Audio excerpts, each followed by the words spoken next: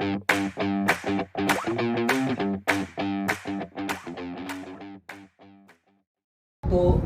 हम बात किसकी कर रहे थे? फिजिक्स की। असल हमारा मकसद क्या है? फिजिक्स। अच्छा, फिजिक्स की डेफिनेशन लेता हूँ, फिर इसके ऊपर बात करेंगे। हम लिखेंगे physics is the branch of, किसकी ब्रांच है? साइंस की। अभी हमने पढ़ा, या फिजिकल साइंस भी लिख सकते हो, branch of science that deal with the study of relation between matter and energy। ठीक है, ये इसकी डेफिनेशन। आगे नॉर्मल डेफिनेशन जो आपने जो है ना पढ़ी होती है। अच्छा, अब मतलब क्या है कि physics is the branch of science, कि फिजिक्स साइंस की वो शाख है that deal with the study of, जिसमें हम स्टडी मुताला करते हैं, रिलेशन यानी ताल्लुक, बिटवीन किन के दरमियान, रिलेशन बिटवीन किन के दरमियान, मैटर एंड एनर्जी, मैटर और एनर्जी के आपस के ताल्लुक के बारे में स्टडी करना या उनके रिलेशन के बारे में मुताला करना, वो क्या कहलाता है? फिजिक्स कहलाता है। ये तो नॉर्मल डेफिनेशन होगी। अब बात ये है कि फिजिक्स की तारीफ तो एक याद करने की, ये जो रट्टा मारते हो, और एक समझने वाली है। तो आप अगर नोट करो तो physics the branch of science, ये फिजिक्स साइंस की वो शाख है that deal with the study of, जिसमें हम मुताला करते हैं रिलेशन।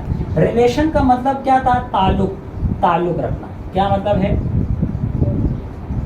ताल्लुक। ठीक है, बिटवीन यानी क्या है? दरमियान। अच्छा, किसके? मैटर, मैटर को कहते हैं मादा।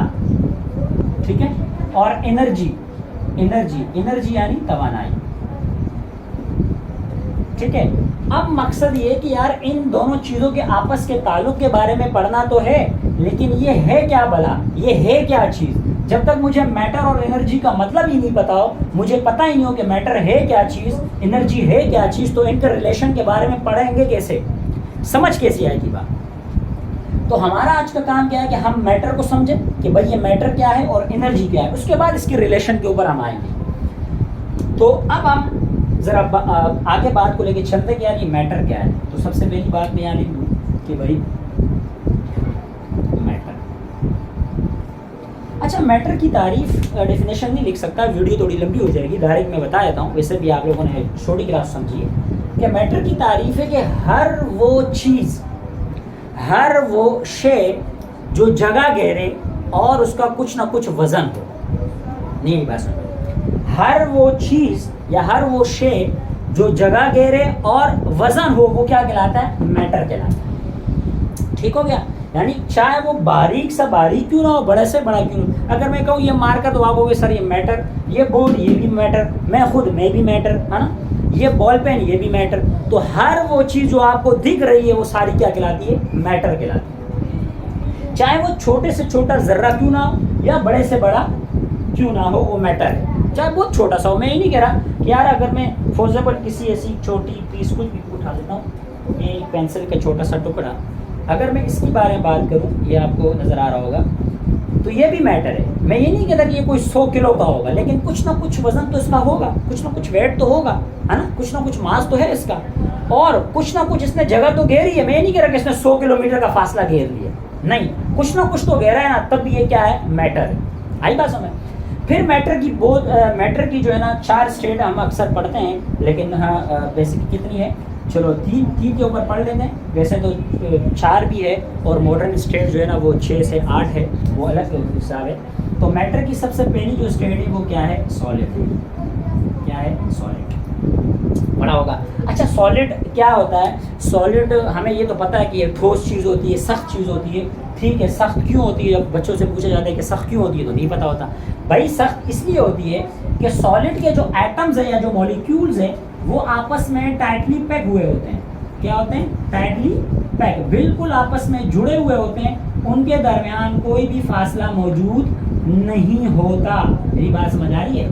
उसके एटम बिल्कुल आपस में टाइटली पैक हुए होते हैं, कोई भी आपस में फासला नहीं होता, बिल्कुल इस तरह जुड़े हुए होते हैं, तो वो एक दूसरे से अलग नहीं हो सकते, इस तरह अट्रैक्ट होते हैं। तो जब भी किसी के एटम्स या मॉलिक्यूल आपस में इस तरह अट्रैक्ट होते हैं तो वो चीज़ सख्त होगी, वो सॉलिड कहलाएगी। इस बोर्ड की बात करें तो ये सॉलिड है, इस मार्कर की बात करें तो ये सॉलिड है, सख्त है। इस वॉच की बात करें तो ये सॉलिड है। आई बात समझ? तो क्यों सॉलिड होता है? क्योंकि उसकी जो एटम्स है, मॉलिक्यूल है, बिल्कुल आपस में टाइटली पैक हुए होते हैं, इसलिए वो सख्त होता है, ठोस होता है। दूसरा कि सॉलिड अपनी शेप चेंज नहीं करता, इसकी शेप चेंज नहीं होती, खुद ब खुद नहीं होती। आप ज़बरदस्ती कर सकते हो लेकिन शेप चेंज खुद ब खुद नहीं हो सकती। यानी अगर मैं कहूँ ये मार्कर है तो ये मार्कर ही रहेगा, 2 दिन बाद कोई ये पेंसिल नहीं बन जाएगा या इससे कोई बड़ी चीज़ नहीं बन जाएगी। हाँ, इसको मैं पिघला दूँ, इसका टेम्परेचर बढ़ा के इसको पिघला दूँ, तब इसकी शेप चेंज हो सकती है, लेकिन खुद ब खुद इसकी शेप चेंज नहीं हो सकती। जो शेप है वही शेप रहेगी, चेंज शेप नहीं होगी। एक तो ये बात याद रखें। दूसरा, ठीक है, तो एक क्या है, एटम्स आपस में बिल्कुल जुड़े होते हैं, और दूसरा क्या होता है, शेप इसकी चेंज नहीं होती है, ये बात। और ज़्यादातर एक से ये तो ऐसी मैं आपके लिए बता रहा हूँ, ऐसा अक्सर होता नहीं है लेकिन सिर्फ बता रहा हूँ कि सॉलिड जितनी भी चीज़ें वो ज़्यादातर केजी में जो है ना मेजर की जाती है, ज़्यादातर केजी में मेजर की जाती है। यानी आप टमाटर लेने जाते हो तो आप उसको ये कह दो कि यार 2 किलो का टमाटर दे दो, है ना। गोश्त लेने जाते हो तो आप उसको ये कह दो कि यार 5 किलो गोश्त दे दो, लेकिन कभी ऐसा नहीं बोलते कि यार 5 लीटर गोश्त दे दो या 2 लीटर, है ना, टमाटर दे दो। अगर ऐसे कोई बोले, वो बोले क्या बेवकूफ़ आदमी आप, जो है ना यहाँ पे जो है ना लीटर के हिसाब से, कभी ऐसा होता है? नहीं होता। तो सॉलिड चीज़ें जितनी भी ज़्यादातर होती है वो किलो के हिसाब से होती है, और भी मेजर भी कर सकते हैं, लेकिन मैं ज़्यादातर ऐसा ओवरऑल बात नहीं कर रहा, सिर्फ एक बात उसके लिए कर रहा हूँ कि ज़्यादातर किस में, केजी में नापी जाती है। ठीक है। सेकंड जो हमारे पास स्टेट है वो है हमारे पास लिक्विड। क्या है? अच्छा, अक्सर स्पेलिंग भी है, मिस्टेक करता हूँ, उसको जरा लिखा हमारे। अच्छा, लिक्विड क्या है? आपने कहा सर लिक्विड के मॉलिक्यूल के दरमियान या एटम्स के दरमियान थोड़ा सा फासला होता है, ज़्यादा नहीं, थोड़ा सा। ठीक है, थोड़ा थोड़ा फासला होता है, इसलिए लिक्विड अपनी शेप चेंज करता रहता है। लिक्विड की कभी भी एक ख़ास शेप नहीं होती, ये बात याद है। जैसे पानी है ना, मैं गिलास में रखूँगा तो गिलास शेप में आएगी, उसको जग में डाल दूँगा तो जग शेप में आ जाएगी, है ना। उसको फर्श पे फेंक दूँगा तो वो फैल जाएगा। एक लिक्विड फैलता है और एक उसकी ख़ास शेप नहीं होती, शेप चेंज करता रहता है। सॉलिड की तरह ख़ास शेप नहीं होती। मैं ज़बरदस्ती चेंज नहीं कर रहा था, अगर मैंने गिलास से उसमें डाल दिया तो शेप चेंज हो जाएगी, खुद ब खुद चेंज हो जाएगी। तो ये बात रहे कि लिक्विड की शेप चेंज होती है, कोई ख़ास शेप नहीं हो। और दूसरा, लिक्विड को ज़्यादातर जो मेजर किया जाता है वो किया जाता है लीटर में। किसमें? लीटर में। ज़ाहिर सी बात है, मैं दूध लेने जाऊँगा तो कहूँगा 2 लीटर का दूध दे दो। हमारे यहाँ तो एक जगह मशहूर है कि भाई जो है ना किलो के हिसाब से दूध खरीदते हैं, वैसे वो गलत है, दूध लीटर के हिसाब से ख़रीदना चाहिए। आप पेट्रोल पंप पे जाते हो तो आप उसको ये नहीं कहते कि 2 किलो पेट्रोल डाल दो, बल्कि कहते हो कि 2 लीटर पेट्रोल डाल दो। इस तरह ऑयल में, कोल्ड ड्रिंक में आप देखते हो 1.5 लीटर लिखा हुआ है, 500 ml लिखा हुआ है, बहरहाल ये ज़्यादातर किस में जमा जाता है? लीटर में, उसमें मेजर किया जाता है। जो तीसरी स्टेट है, तीसरी जो हमारी स्टेट है वो क्या है? वो है गैस। क्या है? गैस। गैस तो आपको पता है कि अगर एक मॉलिक्यूल यहाँ है तो दूसरा यहाँ है, चौथा यहाँ है, पांचवा यहाँ है, छठा यहाँ है, यानी बहुत फासले पे इसके जो है ना एटम्स बहुत ज़्यादा फासले पे होते हैं। इसलिए गैस जो है ना, एक तो उसकी शेप नहीं होती, दूसरा फ़ौरन एक्सपेंड हो जाती है, फ़ौरन फैलती है। यानी अगर एक छोटे से बोतल में भी गैस है, या आप जो परफ्यूम स्प्रे करते हो, आप यहाँ से उसको प्रेस करते हो, पूरे रूम में क्या हो जाती है, उसकी खुशबू फैल जाती है। फ़ौरन उसके जो है ना मॉलिक्यूल फैलते हैं, टाइम नहीं लगाता, फ़ौरन फैलता है। क्योंकि एक सिलेंडर में मैंने ज़बरदस्ती एक गैस के मॉलिक्यूल को अंदर एक्सपेंड किए होते हैं, जाम किए होते हैं, अंदर ज़बरदस्ती बन, जैसे उसको रास्ता मिलता है वो फ़ौरन क्या हो जाते हैं, फैल जाते हैं। तो गैस तो हमारी ये होगी। क्यों? गैस के मॉलिक्यूल आपस में बहुत ज़्यादा दूर है, लिक्विड के थोड़े से फासले पर है, और सॉलिड के बिल्कुल आपस में जुड़े हुए हैं। तो ये हमारे पास मैटर है। तो मैटर की तारीफ क्या बताई? हर वो चीज़ जो जगह घेरे और वजन रखे वो क्या कहलाती है? मैटर कहलाती है। इसमें प्लाज्मा भी है, चौथी स्टेट। फिर हमारी मॉडर्न स्टेट आ जाती है, उसमें और बहुत सारी कहानी है, वो यूनिवर्सिटी के लेवल पे पढ़ाई जाती है, ग्रेजुएशन के लेवल पे पढ़ाई जाती है। ये तो हम एज अ सिर्फ नॉर्मल बेसिक पे ऊपर बात कर रहे हैं। अब जो हमारे पास अगला टॉपिक, एक मैटर हम समझ गए, दूसरा किसका रिलेशन है, एनर्जी का। तो ये एनर्जी क्या बला है, जरा एनर्जी को समझा जाए।